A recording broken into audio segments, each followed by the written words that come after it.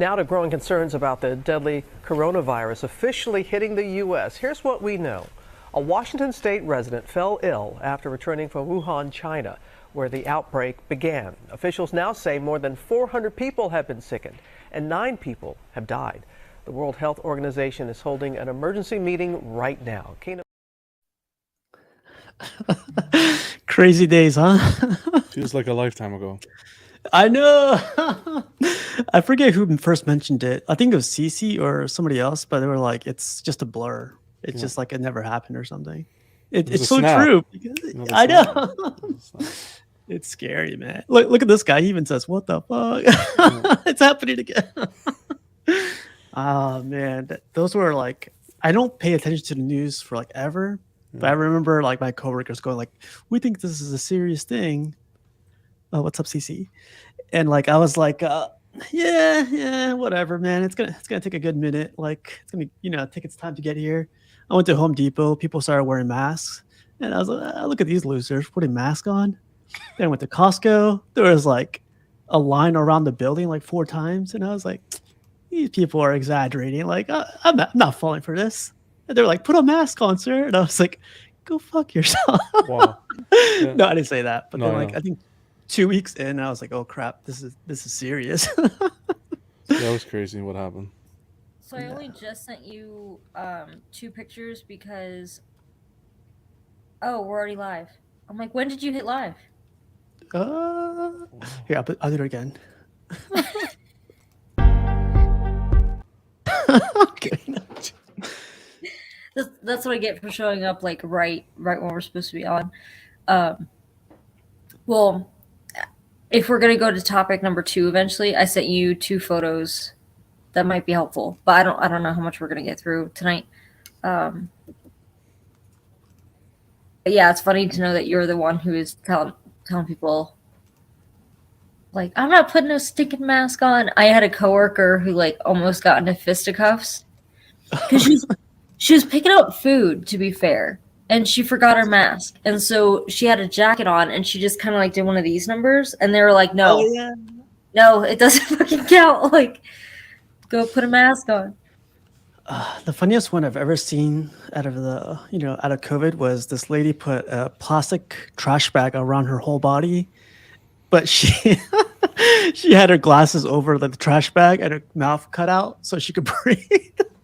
But I was like, wow, I should do that. Better than underwear. Yeah, some guys had some thongs on. I was like, wow, like this is getting a little bit too much. Do you remember the picture of the dude? I think he was in a gas station and he had a hoodie on, and then he put like a pot lid, like the glass one, like in the front of his face, and then tied. Oh yeah. And so just like a glass, like pot lid, so you could see out in the world. That was funny. Yeah, I do that when I cook. So. Yeah, like I put that clip on and I think it started freaking some other people out. Like, I love how Jose said, what the fuck? But yeah, man. John, how's your day going? It's good. It was good. Again, good weather over here. Went for a nice walk. Went to the park a bit. Relaxed. Oh, cool. Cleaning up the collection a little bit. Nothing too crazy. Calm over here. Before the storm. That's good. Yeah, pretty much. Cece, how's your day going? Not bad. It was kind of weird. Like a very, very lazy Monday, which was good, if that makes sense. Like I was just I didn't get up early enough to beat the snow traffic because we got snow last night and this morning. And so I felt like a maniacal villain all day at work where I was just staring at the snow melting and I'm like, good. Excellent. Yeah. Excellent. Yeah. That was basically me all day. But it was technically a holiday for us, like the city offices at least recognized as a holiday. They recognized Cesar Chavez Day. I worked because I'm going to London next week, so I did that to kind of help with. Because you're not Hispanic? Is that why? What? Okay. Yeah, they made all of us white like Wonder Bread people come in. Whoa, I did not say that. For the record, I did not say that. guess we won't see episode 9. Yeah. First of all, I'm like whole wheat. Okay, don't call me no Wonder Bread. I was calling myself Wonder Bread. Wonder Bread's bad for you. It sits in the stomach. Quite like Cool Whip. This one. Cool Whip. Cool Whip. Why are you saying it like that? Yeah. Does anybody work anymore? Yeah, so really quick, Sean couldn't make it because his kid got sick, and I was like, out of all the episodes to get sick, you know, the COVID episode. But yeah, man, I had a pretty good weekend. Like today was like, it didn't feel like a Monday. It was so busy at work, but like also our team is dispersing and they're doing a whole a thing at work, and everyone's just arguing with each other. I'm just like, the check clears, I'm okay. Like whatever, let's get out of here. But yeah, I was supposed to go to. Oh yeah, I'll tell you guys this tomorrow, but I'll tell you right now too. Like I was supposed to go to GalaxyCon down in Richmond, Virginia, which is like a Comic-Con. Mm-hmm. It's kind of local. But I get there and I swear, like, so one of my friends wants to join in because she wants to go explore the town of Richmond while I'm exploring Comic-Con. And I was like, cool, yeah, just drive down with you could drive down with me, keep me company, whatever. Wow. And then like we get there. Company, eh? Yeah. It's packed. It's so packed. And I'm just like, all right, cool. I literally get there like 10 o'clock when it opens, the doors open, I go in there, and then we're just joking around. She's making fun of like all the people in like, you know, in cosplay. I'm just like, oh, look at this noob. But like we get there, we get to the line, and then I'm next in line, and the lady goes like, hey, so sorry to say this to you, but we're sold out. And I was like, I just drove 2 hours. What are you talking about? You're sold out. You better go check those numbers. And she goes like, yeah, we're sold out to 3 o'clock. And I said, oh, okay. So you must be new here. I'm here to like get the, con tickets. She's like, yeah, we're sold out. And I was like, what? Like to 3 o'clock? But that's not like how Comic-Cons work. And supposedly for this one, they had like, I think like 10,000 people allowed to join the first batch. Yeah, okay. And I was like, well, is this still COVID times? Like, what's the rules here? Like, this is crazy. But yeah, they had so many. They sold out completely. They sold out at the 3 o'clock show too. But they had so many people join that there's a rule in that building that they can't have capacity. They can have a certain Like capacity. fire emergency or whatever. Yeah. And I was like, fuck that. No, I'm kidding. I was like pissed for a good second, but I was like, let's go explore. Like, let's go explore, the town really quick. And I was thinking about driving, the drive back up 2 hours to, back home. And I was like, I'm going to get fucked up, man. I drove 2 hours down here. I'm just going to like start.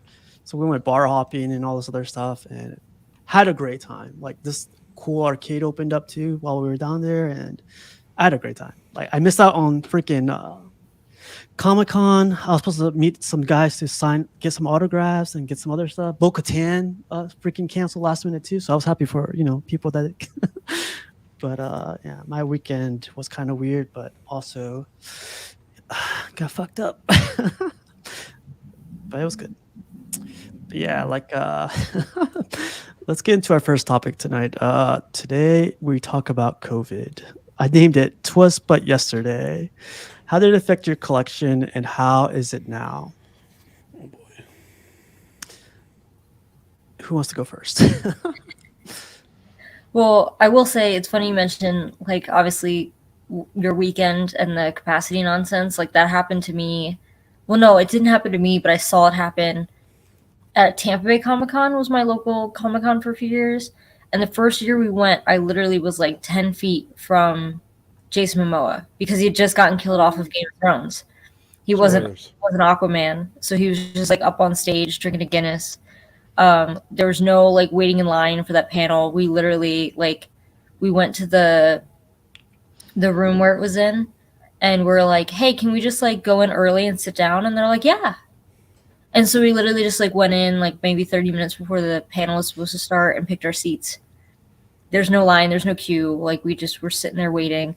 And then like as the years went on, this was all before COVID, it just got busier and busier and bigger and bigger. And I remember, I think the last year that I went, I think they expected like 30,000 people over the course of the 3 days, and 20,000 showed up just on Saturday. Hell yeah. So they were like super overwhelmed. I went, I think, on Sunday, and I was hearing horror stories from people who said that they were not prepared, like the organizers and security and stuff were just not, the venue wasn't prepared to have that many people show up all at one day. So I think the same thing, like they were turning people away on that Saturday because they had sold so many tickets. But also I'm a neurotic planner, so like I always buy my stuff ahead of time, even though I'm a nerd. And I get made fun of a lot because I'll do that with movie tickets and stuff. But yeah, I honestly think that stuff like that is also because of COVID, because a lot of these events either didn't happen or they happened with a lot of restrictions, so people decided not to go. Like I knew people who straight up said they weren't going to Star Wars Celebration last year in Anaheim because they said that they were going to, I don't know if it was, they were going to verify vaccination status or they were going to require masks. I think when it first was announced, in California, masks were required everywhere. And so I knew people who were literally like, I'm not going because they're requiring a mask. And I was like, well, like, that's kind of knee jerk because like the conventions in a while, like they could change things. And I think when they asked, like I had to go, you got in like with your ticket and then you had to get a wristband. The wristband was them basically being like, are you vaccinated? And me saying yes. I didn't show them anything. Like I had a screenshot on my phone of my vaccination card. They didn't ask to see it or anything. They just gave me a wristband. And if you said no, you weren't vaccinated, they just checked your temperature. And if you didn't have a fever, they gave you a wristband. And the only time they made us wear a mask was in the Mandalorian exhibit because it was on the smaller side. So like you needed a ticket to get in. And then I think maybe they were asking people to wear masks in like the big panels. So when you saw like YouTube clips and videos of the panels, because I didn't actually sit in any of them, you saw people in the back wearing masks, but I honestly don't think they enforced it too well. But I think that that's why, like I struggled to get my passport for a celebration this year because they're so backed up because a lot of people are traveling. They're getting their passports, they're going out, they're doing things. And I think that we're feeling that too with conventions, where if there was a convention, I feel like they were lightly attended with COVID, but now it's like COVID should be way behind us, that I think that they're seeing like a really big surge in attendance from people who are kind of like cooped up for a while or miss going to events like that. But as far as like how it affected my collection, I think it was like a perfect storm in that I moved into my own place literally 2 weeks before the stay-at-home orders. So I was like cooped up at home in an empty apartment that I had just like the world was my oyster. Like all I had was time to think about what I wanted to get. And the other topic that I wanted to talk about today was that I mentioned to Steve yesterday was like how our collection started, like how we started with collecting and then like where we are now with collecting. Hence this photo. So this, I had this pre-COVID, but I think COVID really, I think they go hand in hand.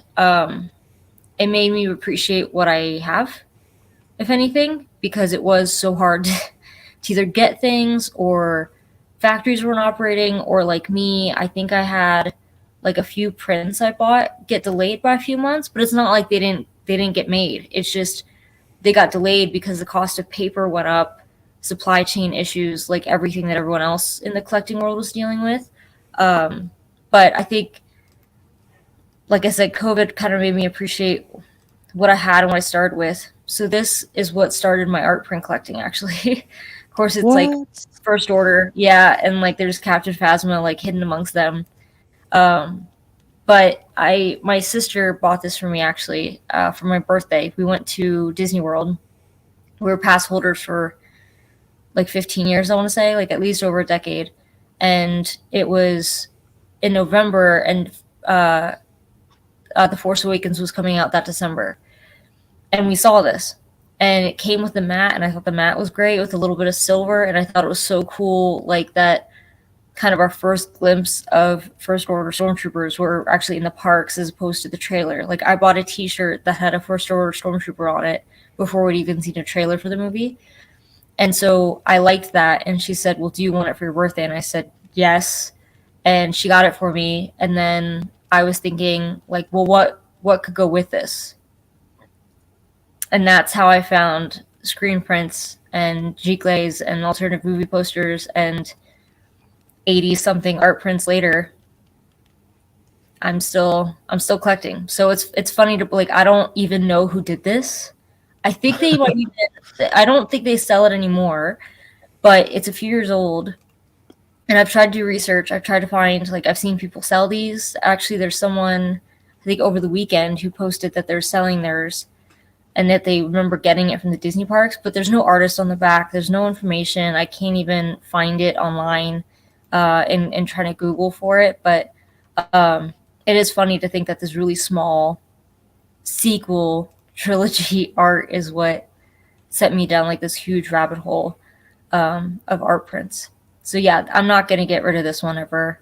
I just can't. Like, it was a gift, obviously. There's that too. Yeah, there's a lot going on for it, like the sentimental value, the gift, the whole like first of your collection, and geez. Very nostalgic, even though I remember being so hopeful that Captain Phasma looked like such a badass in the trailer, and being woefully disappointed in what we ended up getting for it. But yeah, so this was like, I'll never forget looking online and just being like, what if I could find another Star Wars print to go with this? And yeah, now it's like it's a huge part of my hobby and my collecting is these art prints. And I think too that I owe a lot to COVID. A, kind of reminding me to be grateful of what I have, but also B, like that's how I kind of like accidentally discovered Rogue One 6. I think I was watching someone's either collection tour, because I was subscribed to like Brad Titan and I think Batman Statue Collector. And I honestly think I fell asleep while watching one of their videos, and I ended up on like an unboxing that Matt was doing. He was unboxing a Chewbacca bust. So at least like with COVID, I discovered like the wider collecting community, like the Facebook groups, YouTube, all of that because of COVID, just being bored at home and falling asleep on the couch essentially. The other photo that you just had up a second ago, I obviously don't have it in hand because I think it went up last week. We have a special guest. 1 second. I'm going to bring him in. Let's see. Where is it? We're not worthy! We're not worthy! We're not worthy! We're scum! We suck! Brenton, welcome back, man. I'm sorry to cut you off, CC, but he was sitting in the back for a good minute. What hole did Brenton come out of? Hey, Brenton. I crawled out of the depths. CC, and you were saying, sorry I cut you off again, but like the next... Yeah, so this Blade Runner print is by Raid 71 and or Chris Thornley.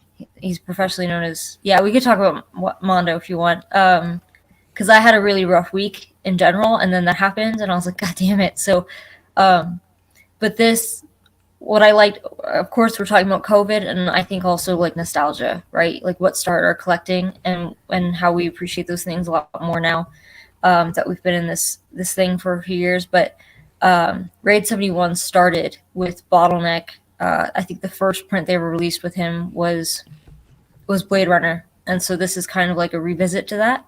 This is the variant, so it's going to be black and white, but also with metallic ink. And I have a whole room of just black and white art prints, so I think I'm going to be able to find space for this somewhere. But yeah, I think it was cool to see that even Bottleneck said that they felt quite nostalgic revisiting this with the same artist that he kind of, started his Bottleneck career through. And then like what people have said about Mondo, I don't know if you guys have heard, but Funko had bought Mondo. I think it was sometime, early last year. They announced this week that they've laid off the entire like art print division. Really? Oh man. Yeah, so like the founders of Mondo are gone, and I literally woke up, I forget what day it was, if it was Thursday or Friday. I woke up and I saw someone noticed that I forget his name, if I'm quite honest, I'm sorry, but the founder of Mondo had changed his like Twitter bio to former founder of Mondo, and they were like, "What the fuck is this about?" And then it was like a few hours later that they announced that they were all laid off. So it's very depressing, I think, because while most of my collection is not from Mondo, I've said that many, many times that a lot of mine are either from like the artist directly or smaller galleries, or like Bottleneck Gallery has a lot of my money compared to Mondo. I think they're huge like titans in the industry and pioneers. They really made it feel like a community, as far as they had MondoCon, which I never had a chance to attend, but it was a convention strictly for art prints. The only one I can think of that's similar to that is Thought Bubble in England. But yeah, so it's been a lot of people posting really nostalgic stuff, like showing off their first Mondo prints they ever did. A lot of artists have been showing off the first art prints they ever did with Mondo, and a lot of them have said that they owe Mondo a lot when it comes to building up their careers or starting them in the first place. So I'm sure everyone from Mondo's, or everyone that thought you were the art print queen, master, whatever, like they're saying this right now for you missing out. Number one, how dare you? How are you gonna miss a MondoCon? That's like the Well, craziness. to be fair, like I think I honestly, you know what? I think COVID had a part to play in that. Not necessarily like I didn't like attending conventions before COVID. I definitely did. I've attended, like I went to Star Wars Celebration in 2017, and when I was in Orlando. I went to Tampa Bay Comic Con a few times. I've been to Fan Expo Denver, but I think that a large part of that was I like collecting art prints. I didn't know anyone else who collected art prints, either in person or friends online. Like it was just something that I did, and I didn't talk to people about it at all. And I don't know if that's anyone could relate, as far as the separation between like your coworkers, your friends, and your family that you have like in real life, and then like the online community, like the people who you talk to on a regular basis about stuff that you collect that you think that your friends or family just don't get, if that makes sense. And we've talked about that before. But it's almost like I loved Formula One for a really long time. I never considered going to a race because it's like, well, who'd I go with? I'd drag my sister, basically, who doesn't like Formula One. So I think it changes things when you find people like that you could talk to about it, and I think it kind of like gives you a better sense of community. So with MondoCon, I knew what was going on, but again, like I didn't collect a lot of Mondo art prints, and then also I'm pretty confident about doing stuff by myself. But it changes things if you're able to go there and meet up with friends and people you know, if that makes sense. So yeah, like I've contemplated going to Thought Bubble. Of course, it's in England, so I don't know how feasible that is. If I'm going to be that person who tries to go to England 2 times in 1 year, I think that's a bit excessive. But yeah, I think that maybe if things were different, I would have been more. I mean, I always go to cons and I always walk around Artist Alley. That's never changed. But I do think that feeling like I'm connected to the community. I reached out to artists by just, hey, do you have this, or have you ever considered doing this? And I never would have done that years ago if it wasn't for stuff like this, like YouTube, the private Facebook groups. I've been able to network people I never thought I'd be able to network with before.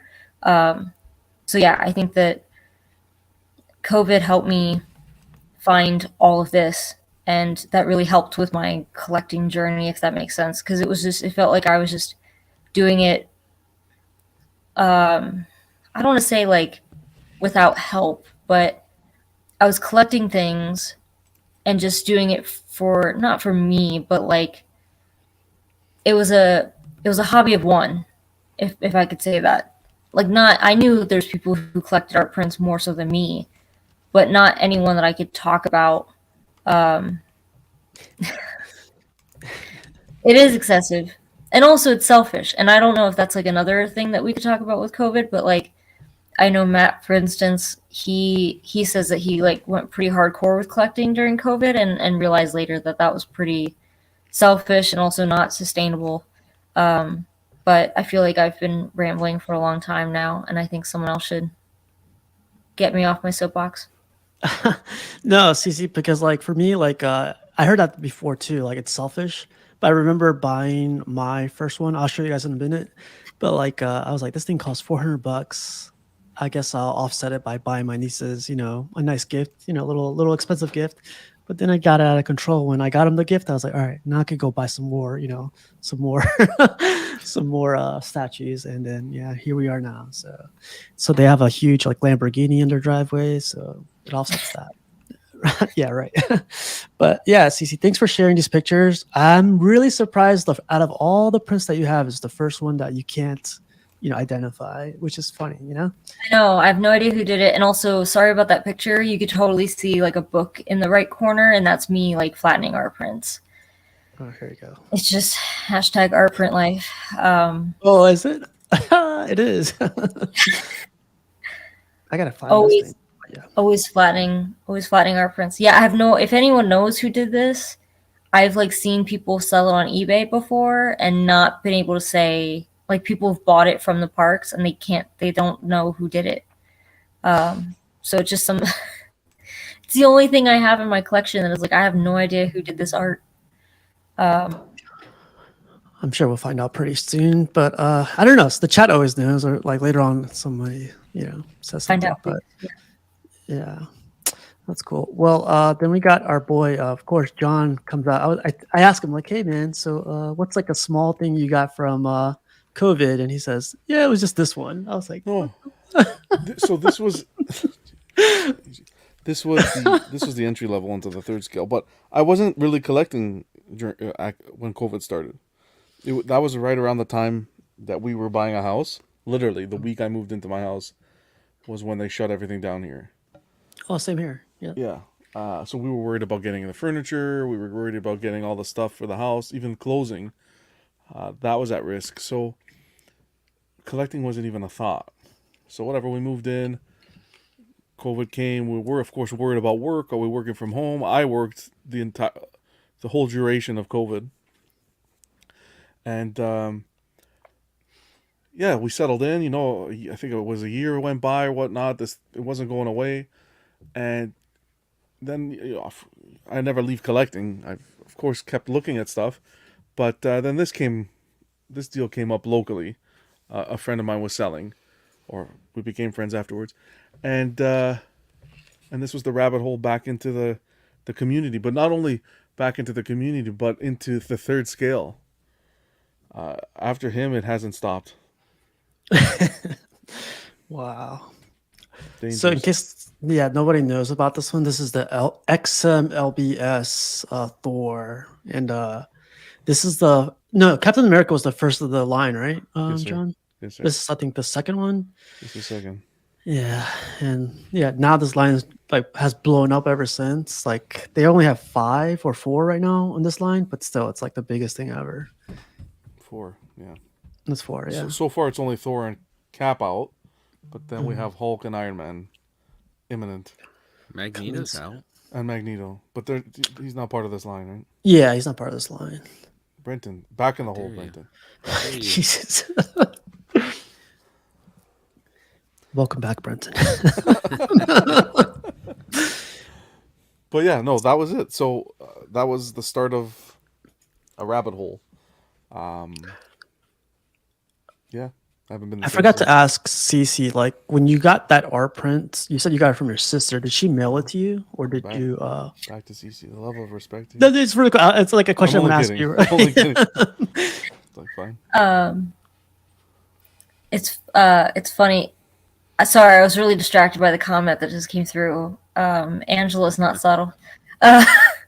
So, Who's the guy Well, with the head? yeah. He's hot. What? Okay. our female viewership has gone up to 5%. What? What? I was talking about Brent. You talking about Steve? Man, clean your glasses, Angela. Oh yeah, No, I'm kidding. Angela, make this specify this, please. Well, Brendan doesn't have a hat. I Probably know, said John that and didn't doesn't realize have it. glasses. Right. Okay. So my family and I have this like stupid tradition where we'll be typically together looking at things, and so my sister bought it when I was with her, and I picked it up and I liked it, and I was gonna buy it for myself, and she was like, "Do you want that for your birthday?" And I was like, "Hell yeah, you want to pay for this?" Yeah. So I didn't have to wait for my birthday. I think it was like around the corner anyway. So yeah, it's not like she wrapped it for me, surprised it for me. I think we went to Michael's and got like the cheapest frame available, which is the same one that it's in right now. So yeah, it wasn't, but it was still like, I remember it was the Art of Disney store at Epcot, and like my sister and I still to this day like beeline for the Art Disney store. She always ends up finding a lot more than I do. I collect a lot of art prints, but she collects art prints too. Just they tend to be smaller and definitely like all Disney themed. Whereas I'm a little more liberal and I tend to go for like screen prints. But yeah, it was not like wrapped or anything. It wasn't a surprise. But like, did you get it during COVID or was it before COVID or? It was definitely before COVID. This was like 2016. I'm But sorry, yeah, that's right. Yeah. my segue for like how this was relevant, because I mentioned it actually as like a second topic, but was like, I think COVID kind of made me feel grateful for what I had, and like I shipped this in my suitcase back to Colorado just so I would have it, because to me it's not like the most expensive thing in my collection, but it's certainly like one of the more important because it's nostalgic. And you guys are laughing about. Sorry. Okay, got you. Back to John. Casual's level of respect today. I'm so ridiculous. sorry. It's COVID, man. It's COVID. It's back. Level of respect. All right, She's all like, right. I hate you all. You guys are so unfair. I know.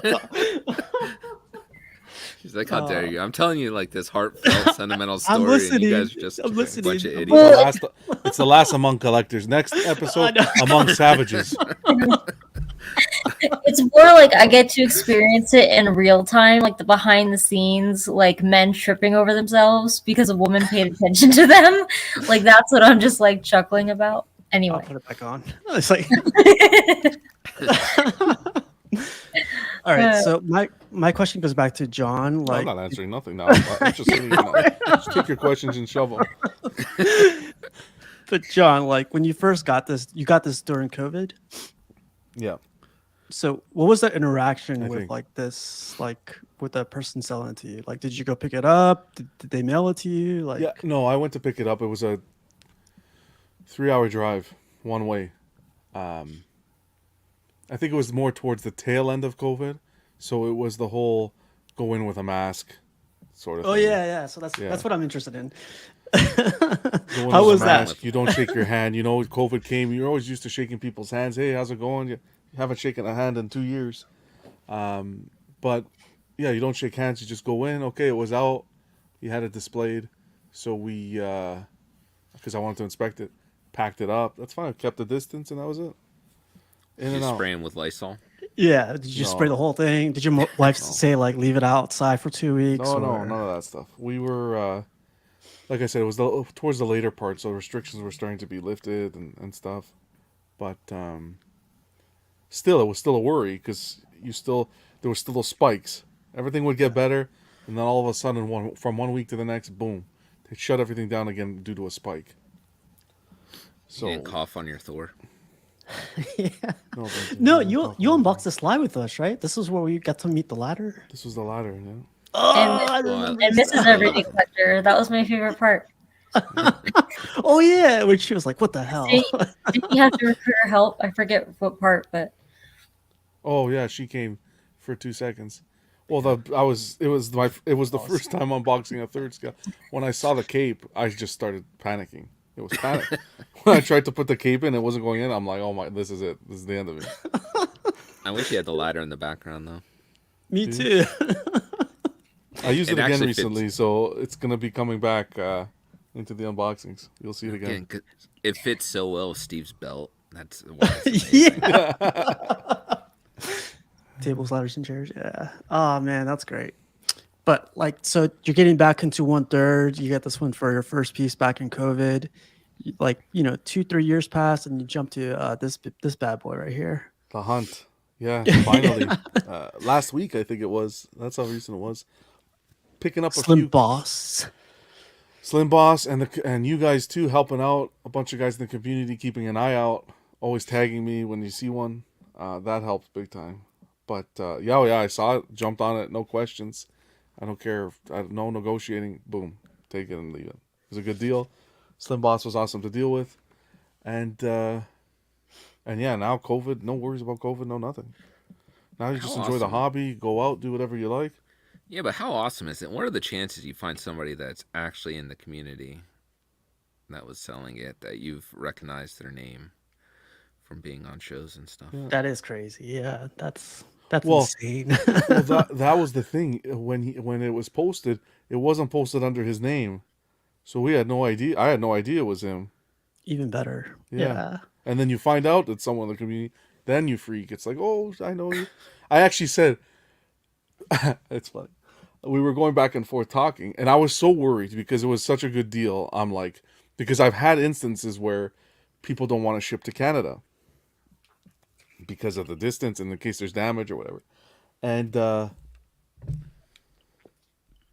I was speaking to the person selling at the time. I didn't know it was Slim Boss. I said, "Oh, tell them," because I think someone was helping him.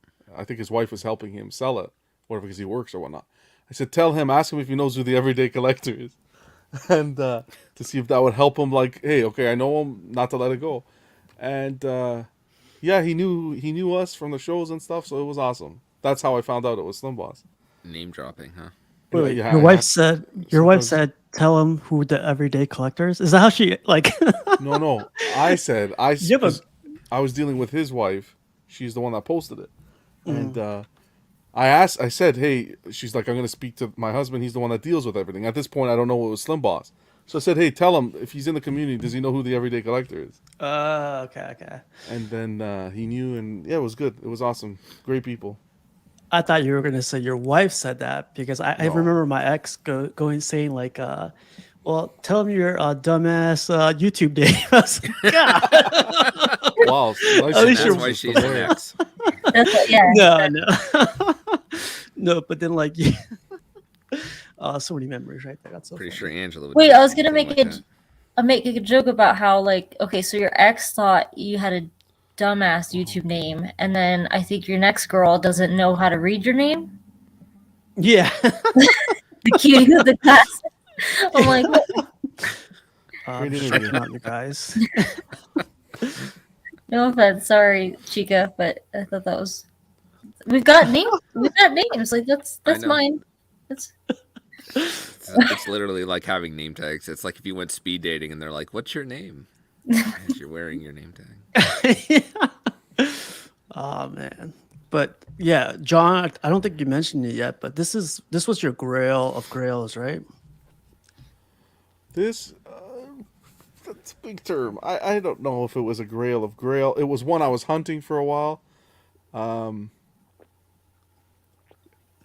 would say it was one I was hunting for a while. I know there's so many pieces out there. I don't know if I have necessarily a grail that I can say is my grail, but this is definitely up there on the list. You're not supposed to use Awesome. that word, Steve. Jesus. You see my dumbass name's at the top. You see that name right there? I make the rules. Oh, This is- I thought you this is- heard. I'm kidding. This is off the hinges tonight. Off the hinges tonight. well, and I know. So Sunnyvale has a question. Can I add one for? Even though No, I don't know. CC. if John No more asked. questions, CC. Your time is up. There you It go. was for CC. you guys. Thank God. Well, I forget. Oh, So, man, like- I did completely. God. So like he has a question, but also like, did anyone pick up any grails during COVID? I Besides, can't use that term. Why not? It's been excommunicated out there. Excommunicado. I was like, can we not say the vid? I mean, you don't like using the word, but is there something close to it that you would consider? Because, like, I can say right now that I got an art print that I've been looking for years that I considered my white whale. Is that better? Moby And Dick. Maybe I like bought it centerpiece. from, but the seller was like the complete opposite of a dick. He was very nice. He, Thank you for cutting me off. Okay. but Go on. so the seller was in Australia, and that was my only concern. Was they weren't actually accepting international mail at the time that he sent it, but I was able to get it. Like getting stuff like packages out of Australia was fine. It was just getting them in that was difficult. So I ended up buying an art print that I've been looking for several years and couldn't find for less than like 600 or 700, which for one art print not signed by the artist is a lot, right? And it was against my religion to. I think last I saw one on eBay, actually, it was 700, and someone posted that they had it. I asked if I could buy it, and then it was what I thought was a done deal, and then they came back and said, "Oh, I'm sorry, like someone else has an order with like I forget how he worded it, but basically he said, hey, someone is giving me more money, so I'm going with that person." And I was like devastated, which I totally understood because he set it very low. I knew it wasn't gonna last. So then I started just cold contacting people who at one point were selling that print and was like, will you do this much? And that guy in Australia was like, absolutely. But yeah, I guess I totally like hijacked Sunnyvale's question, but No, but That's I the third think time that's a good tonight. discussion, though. I know. Because I think Sorry. that's the problem with Grails, though, because it's not like it's not that it's hard. Maybe it's hard to find, but like if you would have like been willing to spend $700, you could have had it like far earlier. So it was more the price that was stopping you. So like if money was no object to you, you could have had it at any time. Yeah, but I mean, to me, it's like that's $700. That's a lot of prints I can get for just the one. And if it makes, I mean, I wouldn't say this on a show that I know my mom watches, but I know she's not going to be watching this. But Well, So- one less viewer. yeah, right. Those are down to 3%. Yeah, viewership just tanked. Angela, come back. I think even shipped from Australia, it was $250. Oh wow. And the last time I looked for it on eBay, like this was not too long ago, it was still it's still regularly listed for 600 and 700. So I don't know if like people are talking people down off that price, or it's just one of those things that people think that that's how much it's worth because that's what it goes for on eBay, versus me going from one art print collector to another and contacting them and saying, hey, I know you have this print and you wanted to sell it eventually, like, is it available? And he happened to say yes. I actually ended up buying another art print from him that was pretty rare too. But I don't think there's anything that I bought during COVID that I regret. Like at all. Yeah, that's a good question though. Like a lot of the stuff I did buy, I eventually sold because I started getting I don't know if it's a better focus, but like a stricter focus, like 1/3 good guys, 1/4 bad guys. But a lot, probably like 90% of my stuff I bought during COVID. So it's insane. But Steve's probably not going to like my answer, but go ahead, Brenton. Hot Toys. Oh That was yeah. probably the regret. I think that was kind of just a waste of money. I should Not have just during saved it and COVID. not- Well, no, because I think the prices also shot up on older ones during that time too, and it was kind of like overspending for what some of those were. So that was kind of frustrating. Would have been better off just completely avoiding that and saving the money. I kind of do like that you mentioned that because I'm getting into Hot Toys, but I'm just collecting Mandalorian stuff. It's definitely an experience to be had because like everyone either talks about statues, art prints, and Hot Toys, you know.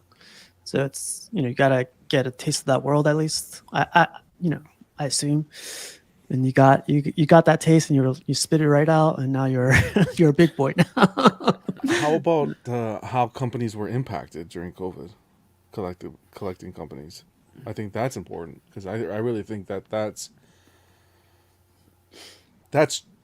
when COVID hit and all that change happened and everybody was home. That really pivoted the collecting community, and all these companies followed. Everybody was home, bored, looking up stuff. Hot toys, statues. Money was coming in. Certain people were getting money in. Disposable income. They weren't driving to work. They could work from home. Expenses weren't there, eating out and so forth. So I think that brought in a lot of people into the hobby, comics, hot toys, statues, and the companies saw this influx of collectors coming into the community and just changed their business model without thinking of the future and how once everything started to open again, how that would impact the community again, the whole business plan.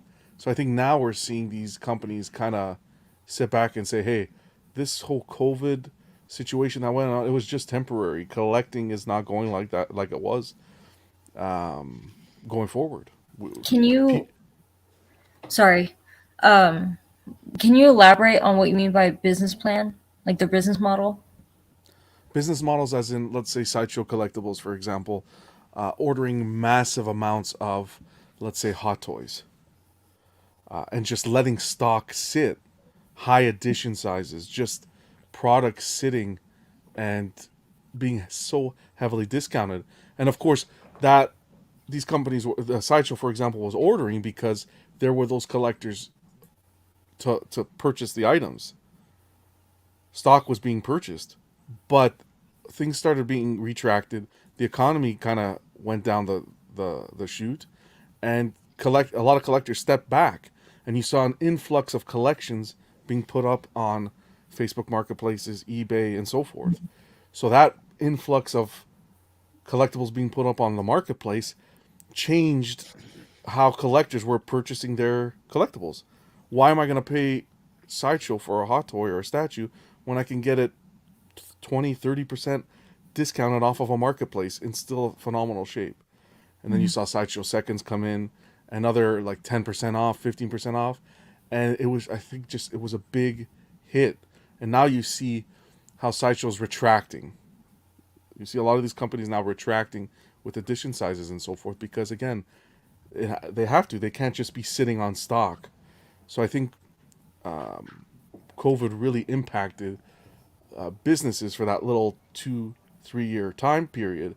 But now it's not only going to be that, it's going to be over the next couple of years as well, because now they're going to have to recover. It's like a wave. There's going to be that recovery process. So it'll be interesting to see how collecting will be going forward. I think we're starting to see it already. But, I think it was a panic by companies because one thing, probably when they got word that just China was shutting down and you didn't know when it was going to open, I think there was probably a large sense of panic there from companies of that's where all of our products get made. How are we going to sell hot toys, statues, anything if they're not being made at that moment? And then the container issue that happened. Mm-hmm. So we were kind of in an area where nobody had ever dealt with anything like this before, and everybody was just trying to figure it out as they went.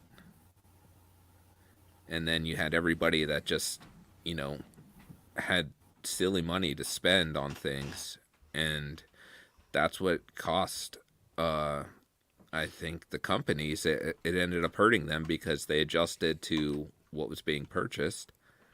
And then as soon as things opened up, all those collectors backed out and went other directions. But do you think the companies should have been a little bit smarter and thought more into the future? I think they were just trying to survive. Yeah, there's no way no one ever predicted what was going to happen, how long it was going to extend. Like from the very first clip we showed in the beginning of the episode, there were like 9 people have been contaminated. Washington State, Yeah. the furthest state from like west of the United States. And like even me, when I said like this is gonna last 2 weeks, like what are these bozos wearing masks for? But for me, I think, like I said, no one would have predicted it. Everybody was affected. UPS, Sideshow, people, truck drivers, the people from China, like sitting off the ships. They were quarantined like longer than we were. But we're definitely gonna, like, in the next, I think the next 6 to 12 months, I think we're gonna start seeing Sideshow go like, hey man, like we gotta sell this crap. And since the holidays are coming up, we're gonna do like 30-40% off. Because they still have Wolverine. Like, I know Rashid mentions this all the time. They have Rogue, Wolverine, and other pieces that are high edition sizes that, like, But I feel like they're gonna they're gonna either, I think you said this, John. You said like these companies must be, that they have to be affected. Like they're not saying anything, or we're not seeing anything. of But they're course, definitely, yeah. of course, this is a panic move what they're doing now. But I find it weird. I don't know. I understand that companies had to kind of adapt to what was going on, but it's a global pandemic. The globally everything was being shut down. I really do think it would be common sense that when everything would go back, whether 2 weeks, 3 weeks, there would be some sort of economic fault, and things would retract, right? Like we always say, these are collectibles. This is not something that we need to live. So you would think that if a global crisis is going on where delivery of food is being affected, that whole toilet paper thing that happened, and so forth, you hear that as a company, you think to yourself, well, hey, we're selling collectibles here. What do you think the majority of people are going to go towards? They're going to go towards the collectibles uh, afterwards, or is it going to be the life necessities? So yeah, they took advantage of those early orders. Boom, get all that stuff in, perfect. But I think they should have been a little bit smarter, looking out into the future. Well, I don't know why we're necessarily just pointing out Sideshow when I think that XM and Prime 1 kind of missed the memo on that too, because look at their price jumps to the point now where people don't have money to spend on their products. So people are getting less money and you're raising the prices. I just don't see Prime 1 and XM doing Prime 1 seconds or heavily discounting product. Product No, that's product that's fairly new. I don't see Prime 1 and XM trying to disperse their product at such a cheap price like Sideshow is. well, I think the difference between Sideshow is that they're also the distributor from those, so they're trying to get rid of other companies' stuff too. Like that PCS Spider-Man, the Negative Suit Spider-Man. That thing is like a $500 discount now. Yeah, but if you Like, go on Sideshow's site and you look at Prime 1, all their stuff's waitlisted. Waitlisted or sold out, the majority of it. So Well, we said this a little bit ago. Like, well, remember I mentioned like all these companies must be affected. Maybe Prime One, XM are hiring it better than Sideshow. They're companies also that they don't have a U.S. license. we're not the either, mass so- market for Prime 1 and XM. Exactly. Yeah. So there's that too. But also like, Well, Prime 1 has distribution in the US. It's the XM that doesn't. yeah, Well, kind of in the same vein, like I think that I don't want to bash Sideshow honestly that much, but like I think that the heavy discounts were like a slap in the face to people who bought it at retail. Like I felt like they were almost like looking at my order list honestly for a minute there. Because there's a small statue I got that they had like 30% off, and I was like, well, I feel like a chump for pre-ordering it in the first place. They had an art print that I'd bought, and I think I bought it when they had a discount code, and then they had it like freely discounted after I had already bought it with the discount code. So at least I didn't pay like right retail, I think, for it. But I mean, I was talking smack about Funko because Funko just shuttered Mondo. I think that I don't recall where the article was, but I've had so many people say it. I feel like it has to be true at this point. But I guess they decided it was cheaper to send like a ton of their Funko Pops to landfills because than it was to pay to store them. I think it was $30 million. 32 million or something. 32. Yeah, and I'm like, that's just. Why not donate it? There's so many kids out in the world that could have played with them or something. I know it sounds cheesy, but seriously. Well, no, because it's like I agree with you, and I had the same thought where it's like, what the hell? Like, why? That seems like not a decent solution. But also, it almost made me think like, are they really that eager to make sure that their market's not flooded? Where it's like, let's destroy $30 million worth of Funko Pops because if we even try to sell them at a discount, it means that the ones that are out there are not going to be quote unquote worth as much. There's like a lack of scarcity to them. There's logistics though to get it to where it needs to go, and then are you gonna have to pay the people to do all that? It's different than just like bring in a dump truck and just lift pallets into the dump truck. It says half of those Funkos were from Rise of Skywalker. Well, I mean, But again, it's another company not looking at their market. well, but you don't know how fast that drop off because you can't make these immediate changes. So I think the buyers make immediate changes. Companies as a whole, it takes longer to adjust to that because everything's already in motion. Yeah, well, you should. Well, guys, when you watched when you watched the sequels, and you saw how they ended up being, you should have clicked. I'm not touching that shit with a 10-foot pole. I want to get back into topic, and Sean couldn't make it today because his kid is sick. I hope your kid gets better, Sean. And but you had the funniest one of them all. You got this during COVID, a collectible. I was like, this is perfect, man. He got into barbecuing, so That's awesome. I'll ask him for next week to bring us up to date. What's the story behind this thing? But that was hilarious. And he collects 1/12 scale figures, and he brought up this one as his most recent purchase. And I think it was him saying like he would leave his figures out on the table until his wife gave him the whole Put it this has way. to go to the it's funny stuff, man. But 1 second, Brenton, you gotta head out of here. Yeah, I got a scoop. Awesome, no problem, man. Thanks for joining in. That was fun. No problem. It was fun to be back. You guys have a good night. See You too, Brenton. Thanks, you. Bye. And just to end it off, I got this one as my first statue. Like I said, $400. I was going like $400. This is expensive, for $400. It's a 1/6 scale Juggernaut with Stan Lee's autograph in the middle. I've never seen Stan Lee sign it like this, but it has a letter of authenticity. And I was like, I'll just buy it. Juggernaut's like one of my favorite characters. And my story behind this is when the first day the comic book store opened, they announced it on I think it was on Instagram, and I was like, I'll be there. There was nothing I was like looking forward to buying except just to experience the whole comic book life store thing. And when I got there, they had Juggernaut right in the middle, and I was like, man, someone's gonna buy this. I got FOMO, and I was like, that guy's eyeing it. I gotta buy this now.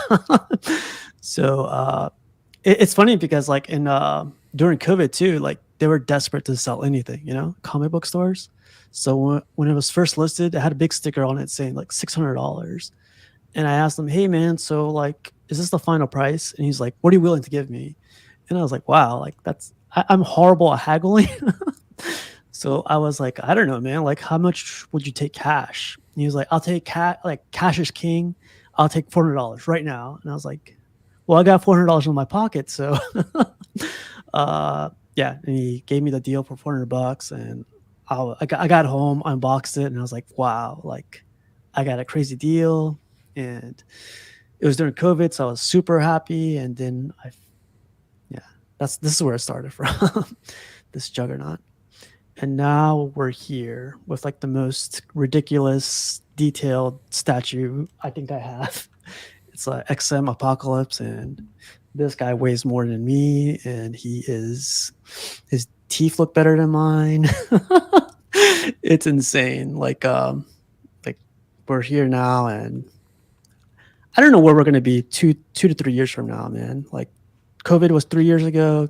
Like now I have this, and it's scary. I don't know what to do. But yeah, that's my little COVID story. I got that thug life tatted on his chest. That's a deal. Graffiti. Yeah. Yeah, COVID was weird. COVID was like, even after I got that, I met Matt through COVID. Matt's one of the guys that joins the panel. I started getting rid of my Bowens to jump up to quarter scale. And Matt came over. Well, he messaged me saying like, "Hey, do you have a gambit for sale? Like, do you mind if I come over?" And it was during COVID. I was like, I don't know what the rules are, but you know, just stay 6 feet back. I'll wear my mask. You wear your mask. And it was like literally we were in a bubble. He would like come inside. He's like, "All right, stand back there. I'll stand over here." He inspected it. I was like, "Do you want some Lysol?" I don't know. Like, he's like, "Just stand back," and that's how we met. And now we're like friends like 2 years later, and it's crazy. I guess that's another question. Like, I feel like my friends in person, I didn't get to see them, talk to them as much, but I get to talk to you guys like every single Tuesday, every single Sunday, every single, clubs on Fridays, and it's crazy. Like, what do you guys think about that? Like, how your friends got changed up from in person to online? I tell people I have a show every Tuesday at work, and they're like, with people from work, with people like from Virginia, and they're like, where are they from? And I was like, Canada. We're international, baby. Yeah. Like through Zoom? Are you guys having meetings? I was like, yeah, basically. Like, it's like the same thing. You should get your work to watch one day. No? No way. No, hell no. I only told one or two of them, and I'm just like, I'm still nervous that they're watching. I'm very selective as to like who I tell, because I don't want to say anything stupid or whatever. I think it would kind of be weird if like someone watches a show and then the next day they want to tell me about like, oh, like remember when so and so said that, like wanted to talk about the show. It's like, it's not that like the two worlds have to be separate. My coworkers know I collect. They like hearing what I have, or seeing the art prints. Like I have art prints in the office. I have some props in the office. But it's almost like two different worlds. And I have no problem saying this because Jason also knows about the story, but I'll never forget. So I started with Rogue 16. Like I was just in the chat, just like everyone here. Yeah. And I'd make a lot of smart ass comments. And so also Like my everyone else user, here. yeah, like everyone else here. Tree Fitty. Yep. So my username is also kind of like gender neutral. Like my icon on YouTube is not like, it's just the Colorado logo with the Death Star, CC3PO. It's gender neutral, whatever. So I think at one point Jason had mentioned he had the Master ED melted Vader helmet. Spoiler alert, I have that helmet. It's Jason's. I bought it from him. But before that, so he mentioned he had it, and I said I would do some pretty unholy things for that helmet. Not thinking anything of it, because again, I have Sorry. I have a gender neutral username, and I didn't think anything of it. And then I had posted it in the Facebook group, and they kind of made the connection between like CC and CC3PO, and I was like, shit, cat's out of the bag. And then the next day I was at work, and it was really early in the morning, and I look at my phone, and it was like, Jason just sent you 9 pictures. And I'm like, what are these pictures? And so I messaged my girlfriend, and I was like, so one of the Star Wars guys just sent me a bunch of pictures, and I'm almost afraid to click on them. And she was like, just be careful. Do it. She's like, just be careful. Like, you don't know people out there, whatever. And so I look, and there were pictures of the Master ED helmet. He wasn't selling it at the time. He just knew I liked it, and so he took photos of the helmet after the show and had sent them to me, which was very nice. But I told him, God, I don't think I told him this that much long ago. I think it was like maybe last year I told him, I was like, hey, like when you send me pictures of that helmet, I thought it was very sweet. I've told him this, like he made me feel like part of the community, and that he reached out to me. Chris had also reached out to me without me asking. Which again, but like I've since joked with him that like, yeah, I thought those were 9 different dick pics. That's why I was like kind of reluctant to see what they were. And he was like, that's sad that you had to think about that though and like be concerned about it. But honestly, like I think that's another reason. Not I think it's twofold, right?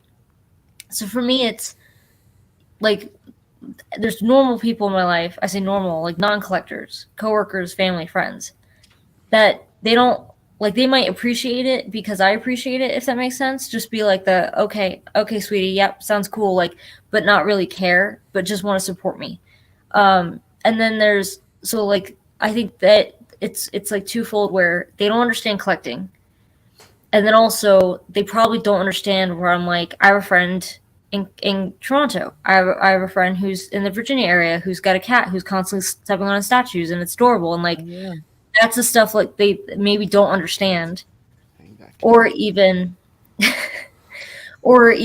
like telling people I'm going to London next week.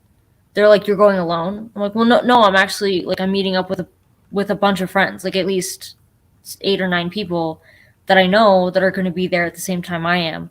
But like to them, they don't understand where they're like, wait, so it's like these friends from all over are going to meet there and meet up with you. It's like, well, yes, like I think it's almost like you don't want to make it a big deal of, hey, I've got these friends from all over the place that I just talked to online or I just do like YouTube stuff with, because I think it's really easy for people to discount it and be like, oh, well, those are like, are they your friends? Like just these people, you know, on the internet. I'm like, dude, sometimes I talk to these people more than I talk to like my best friends. Exactly. If that makes sense. Like the people I grew up with.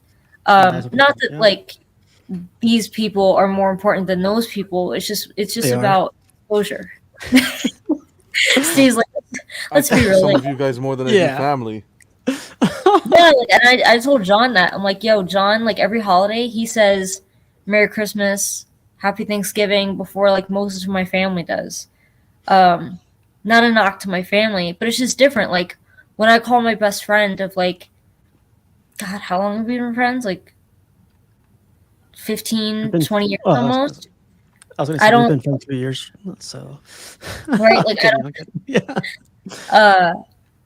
collecting is not the first, second, third, fourth, fifth thing that we talk about, if that makes sense. But that doesn't mean collecting is not important to me. It also doesn't mean that she isn't into collecting. It's just not the first thing that we think about or we talk about when we do connect. That's the civilian life, is what I call it. But yeah, I think COVID, like I said, I was able to make a lot of friends because of COVID. I don't think I would have found like I watched YouTube channels with collectors. Did I ever think that I was going to talk to them or be on a show with these people? No, I didn't think that in a million years. So I've had a lot of like really great opportunities because of COVID too, if that makes sense. As shitty as it was, in a lot of other ways. Someone that's taken over my life has been my cat. Like my civilian life, everyone loves my cat. My mom loves my cat. Like she hated cats forever, but whenever she comes by, yeah, she loves the cat because she plays fetch. So my mom's like, why is this cat playing fetch? She plays fetch with her all the time. You guys know the cat. You guys know my cat. She like, I just brought this picture up because like everyone, everyone saw this picture or sees her in the background and just goes like, oh, that's Steve's cat. And it's just, but what's her name? Leela. It's okay. From Futurama, the one-eyed. Oh yeah. I was gonna say Lilo, like Lilo and Stitch. No, not Lilo. Chinese. Wait, is it not Lilo? Then what is it? Why are we encouraging this behavior? Fifth Element. What was her? Lilu? That was Lilu. Not Stitch, but like Lilu from. I almost watched Fifth Element the other day. Actually, it's one of my favorite. But I remember when I first started watching your videos, when you had the quarter scales, how like she would like walk between them, like she would like do one of those numbers between them, and I was like, I thought it was the cutest thing, but also incredibly fucking nerve-wracking to watch. Man, yeah. But John, how about you, man? Like, how's the whole COVID life with friends and us? Because I don't know if you ever called us friends, so you call us those people. Yeah. No, to be honest, it's pretty much. It's pretty much you guys. It's everyone I met on through the community. Friends, where I live, I'm pretty far from the buddies I grew up with. So I'm with my wife, kids, and it's pretty much spending time with you guys. Everyone I met through the YouTube, which has been crazy. The amount of people you meet via chat, via on screen like we are now. It's just been unbelievable. In the States, other countries, people messaging. It's fantastic. When we compare it to how we used to, discuss the hobby on forums behind the scenes. Yeah, yeah. It's such an amazing thing. I think this is a perfect example of how technology has advanced for the better. Yeah, 'Cause when I don't think the community would be the same, to be frank. yeah, No Yeah. way. when Like my like my screen name in statue form was like some Latin Snoop, and like no one understood it, but I was always Wow. like messaging people. I was like, "Hey man, so what part are you in the East Coast?" Like, "Yeah, I'm in New York. I'm in the East Coast." You couldn't put a face behind it, but you were talking through forums. You like pray to guy like they would reply back in the forum or something, and I was like, "Oh, he replied." But now we're face to face, and You put something on the forum, and if someone replied back with a photo, they'd be, "Oh my god!" yeah. No, your hope would be that you'd be asked to be a moderator. Oh yeah, I remember that. Yeah, that was because if you post a lot, you were like Yeah, considered like you were involved a lot. I remember I used to sit in the backyard with a computer and just spend hours. The like cons and stuff. Like now we get together, we do a live stream of the con. Yeah. Back then it was you were by yourself just waiting for the first photos to upload. And I always go to New York, man. I stay in Queens all the time. Sorry, yeah, Statue Forum was the one. statue form. Yeah. Bat fan 1991. I still have the account. it's funny because I honestly blame Matt for this, but it boggled my mind when we were walking around Star Wars Celebration in Anaheim and people were stopping us and being like, "You're Rogue One 6."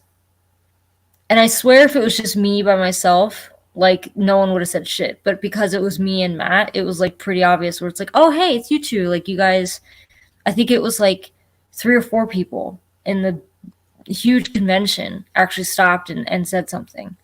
And I thought that was just insane that like such a big deal and there's so many people around. You never think anything like that's going to happen. I went to New York Comic Con last year. I don't know if you know him, CC, but there's this guy named Atim. He's part of the DCX crew. But like, I swear, like, I forget which celebrity was around him, but like it was behind a panel, and I saw celebrity, but I was like, oh, that's a Tim. Like I've recognized his freaking profile picture, like a side profile, whatever. And I was like, that's a Tim. And I was like freaking out. I was like, do I go say hello? Do I go like shake his hand, or do I go like whatever. So I get up next to him. It's like, hey man, like I know like I don't have my face on anywhere, but like I watched you guys on DCX, and I was like geeking out. I was like nerding out like crazy. And he was like, yeah. He was like, yeah, Steve, right? And I was like, what the fuck? He knows me. Oh my god. that was awesome. But then he got this whole group together. I got to meet Rashid and everybody all together, and it was awesome. It was like great. Even though we talked to each other every week, it was great to see them in person. It was awesome. Yeah. Definitely. I think like Tom Spina of Regal Robot, we went to his booth obviously, and someone had told me like oh, he's been wearing a mask the whole time and he's worried about COVID and he's been like just fist bumping people. Well, Matt and I walk up and he like shakes our hand. And I just thought like, oh my gosh, like, does that mean like he knows my name? Like he shook my hand and he was like, Yeah. famous YouTubers, like my famous YouTuber friends, like what's up? And I was like, oh my God, like that just happened. Crazy. CC still hasn't washed that hand. Yeah. And then like I think I've told this story before, but it was in front of the Regal Robot booth I was just standing there and I look over and it was a few people who like stopped and recognized us, and it was so weird because like they knew who we were, but I was like, and they would say their names and I'm like, what username though? And then they say the username, like, oh no, now I know who you are. Okay, like that helps. Yeah. Like I don't know your government name, I just know you by like your screen name or whatever. And so I'm standing there and I look over at Rogue One 6 Steve, and he's talking to some dude, and I don't look at the guy because he has a handful of art prints in his hand. And so I'm looking at the art prints and I'm like looking at what he got because they're all like, most of them were Acme exclusives. And so I'm just like, oh, he got that one. Oh, I like that one. I thought that would be good in like a kid's room. And then I look up and the guy is hugging me and kissing my head, and it's Michael from NYC. Oh, And yeah, I thought it was just so cool. And then he's got these art prints and he's like, you did this to me. You did this. Like, this is your fault. Like, I blame you for all of this. So it was nice to see, to meet him, but also like see that I was able to enable him to get a bunch of art prints. John, your guys at Collecting Weekly, they have a convention together, right? OxCon. They have it down in Texas. Are you ever going to go visit them? Like, are you going to try to do that whole thing? Maybe one day. John's like, that's statue money. No, I'm not a big. I don't like to fly, but I'd be willing to go down one day for sure. It's tough though. You have small kids, Yeah. and I wouldn't travel alone, to be honest.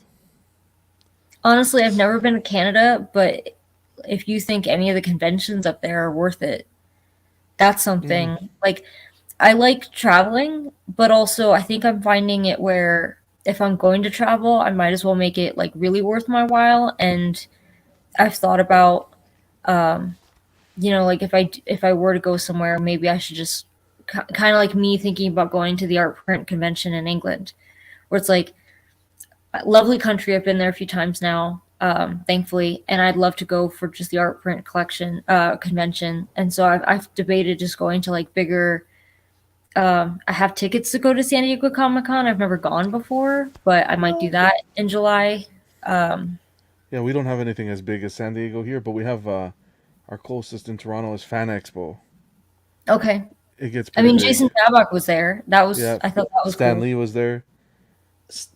Back in the day. Wait, when is Fan Back in the Expo? Is day. it 30 Pass? August. It's coming up August. I think. Okay, I might be able to go. Oh, it's in August. Okay. Yeah, Stan Lee. I remember. I'll never forget. One year, I was with my sister. I was young though. Like, really started collecting. Walked right in front of us with the security. I have a picture. It's those moments that really like ground you. It's like, holy man, I got Stan Lee right there. We were young. We met so. But Fan Expo's pretty. It's fun. It's cool. A lot of people. I think it's the biggest one here. Event here. Fan Expo Canada. Is that Toronto? You said. Toronto. Fan Expo Toronto.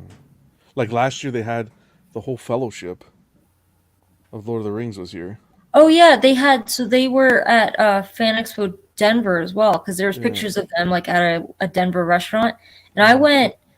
I think it was actually like right after COVID. So what year was this? It wasn't last year. I think it was 2022 or 2021 that I went to Fan Expo Denver, and I literally just went.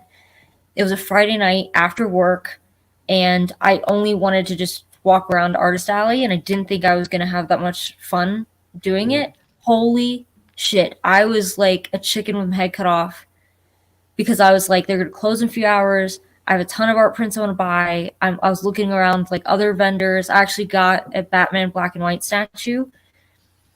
Totally spur of the moment. Like, I didn't expect to see anything like that at one of the vendors, but I picked one up. So yeah, I thought it was great. And I'm debating going to the one in Denver. I think that's also in July though. Damn. But, I've thought about going just to get Hayden Christensen to sign an art print I have. But yeah, I think that it's addicting once you start the signatures. Well, to be fair, like I don't thank God because they're expensive. I've never been big on signatures or signature plaques. Like I have a bunch of signature plaques for props I have, and I don't think I have any displayed right now. Honestly, because I think there's just something about it. I don't like the look of it, if that makes sense. Like I have one prop helmet that everyone who helped build it, like as far as the project goes, like they signed the bottom of it. But it's something about the plaques. I think it almost looks too museum-like and precious. And I almost want to like, especially like there's signature plaques, which I understand because it's signatures. And then there's also just the plaques. And I don't like the plaques because part of me is like, I know what I have. I don't need plaques. And I think it makes it look like too museum-like. And like I said, like too precious and unobtainable. And I'd rather have my stuff look a little more casual. No pun intended. Fan Expo is August 24th through the 27th in Toronto, Canada. 149 days from now, so that's a good amount of time to start like prepping for it. But John, how far is it from you? Is it far? Is I'm it an close? hour. I'm like an hour and 20 minutes from there. I'll go, man. If you, Yeah, if you want to meet up, heck yeah. Anyone who wants to go, we can definitely do it. That'd be awesome. I got my passport already too, so yeah, I'll go. That'll be fun. Yeah. I'm cool. Googling flights right now. I'm like, what are the for Oh yeah, so there's New York Comic Con too, which is 5 weeks. I always go to New York Comic Con, so I'll go to that too if you want to go to that. In case you want to come down, visit That's New like York. an 8-hour drive, I think. More? 10? Oh really? Oh, there you 10 go. hours maybe. But I told you, man, with small kids, it's tough. It is tough. They'll be like 20 years old by August. So no, man. So Crazy like how fast time flies. COVID was 3 years ago, and like It's yeah, nuts. now we're talking. It's crazy, man. It's freaking crazy. I try to keep these episodes to like 1 hour, but we're approaching 1 hour and 21 minutes. It's crazy, right? It's like on Tuesdays, we like when we hit 3 hours, I'm like, crap, people are probably falling asleep, but everyone's still interacting. Everyone's still like, it sucks that it's like a school night or like a what's it called, work night. But anything else you guys want to bring up about COVID or any of that stuff? I think we hit the nail on the head. A lot of people saying they want to come to Toronto. Guys, come on down. Yeah, flights are pretty reasonable for me that I'm seeing. Like I've spent more just going to Florida, like in the same country. What's like there's sorry, I probably should say this backstage, but like, what's there's different ways of saying Florida, right? Florida. I don't say it right. Don't worry. Yeah, I was like, I don't know if you're saying it. So the only time I sound like I'm from New Jersey because I was born there and I moved to Florida when I was 4. But that's literally the only word I could say where I sound like I have an East Coast accent. I wouldn't say New York, but like I think it's just I'm a product of my environment and hearing my mom, especially and my parents saying Florida, like I say it with like that kind of just New Jersey twang, and that's the only word that I sound like I have a New Jersey twang with. I almost forgot about this. Jose's mentioned I never got a stimulus check from COVID. I remember when the stimulus checks were being issued out, like everyone either on the groups or on the panel was like, oh man, like we're getting these checks, like, you know, we're going to buy statues. And it's like, God damn it. You're supposed to use that for your, like your bills. Yeah. Scariest thing is having a kid during COVID. Yeah. I think that was scariest. Some of my friends are still going through it, man. They're still like, it's understandable and everything too, though. But still, it's like it's crazy. I'm sure. But it's funny you mentioned that because like I think it was the two extremes where some people were like, you know, what statue can I buy? And we've talked about that, and I don't like thinking that way, that people were only using the stimulus check to buy expensive statues or collectibles. Because I know people said like, well, collecting went down after COVID because people were not getting stimulus checks. I'm like, no, I don't think the stimulus checks. I don't think I got like maybe I did get like the maximum amount. I can't remember, but I don't think they were so lucrative that it meant that people were building entire collections. Like I couldn't replace what's behind me with with one stimulus check. Yet alone, I think we got like 3 or something like that. I did feel like a total piece of shit though, because it was right after we had gotten a stimulus check. I'm actually wearing it. You're not going to be able to tell, I don't think, but you can kind of see the laurels on it. So it's a Ferrari hoodie because I'm a big fan of their Formula One team, even though they have been fantastic in the last few years. But I felt like a total piece of shit when I got the shipping notification that it was shipping from Italy. And I was like, I don't think that's the economy I was supposed to stimulate. But Italy was going through some stuff too, so you're welcome, Italia. This guy's from Italy. Looks like. Sometimes maybe good, sometimes maybe shit. Nah, that's messed up. I never knew the I'll cut that origin out. of that thing. That's the clip? I had no idea. That's funny. Anyway. Well, let me let everyone go. Thank you guys. There was like 40 people watching. There's still 40 people watching. It's crazy, but it was fun. Next week's topic we'll come up with soon. But John, Brenton, Sean, I hope your kid gets better. Cece, thanks for joining in. It was fun. I'm sure we could go at like another hour or whatever, but got to give people their You're back their not time. fun. But yeah, all right, you guys, take care and see ya. Bye.